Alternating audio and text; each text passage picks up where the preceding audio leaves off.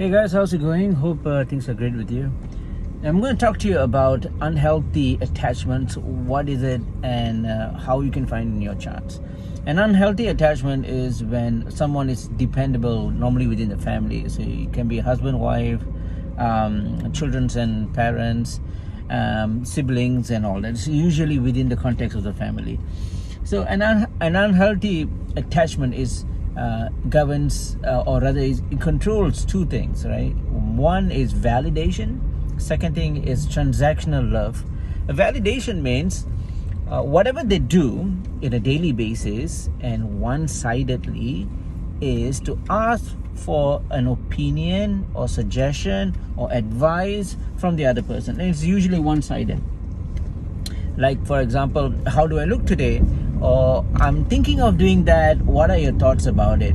If I make such a decision, what do you think the outcome is going to be? All this kind of stuff. They keep asking questions again and again and again. Now, it's okay. It's healthy to ask and share with your family. That is an expression of love.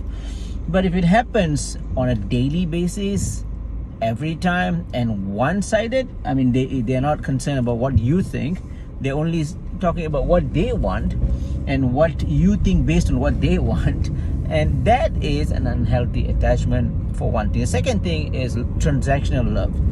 A transactional love is when the person doesn't see love as what it is. A love is something which is deliberate, which is based from an action and reaction based on one's feeling, which is from the foundation of care, support, and kindness, and to be with that person, right, forever. That sort of principles are governed when it comes to love.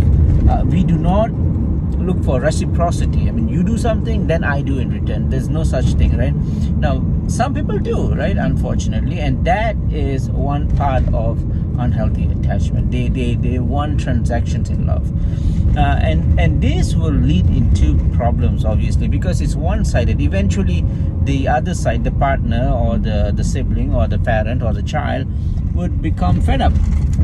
They say, what is this? Every time it's like that. I feel drained as a partner, as a child, as a parent, as a sibling. I feel drained every time I'm with this person. So that is a toxic relationship there.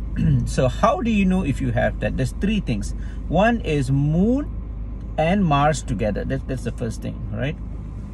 Second thing is, of course, Moon and Mars, either one of them are afflicted or in a malefic condition, or the house they are in is not well positioned, and things like that.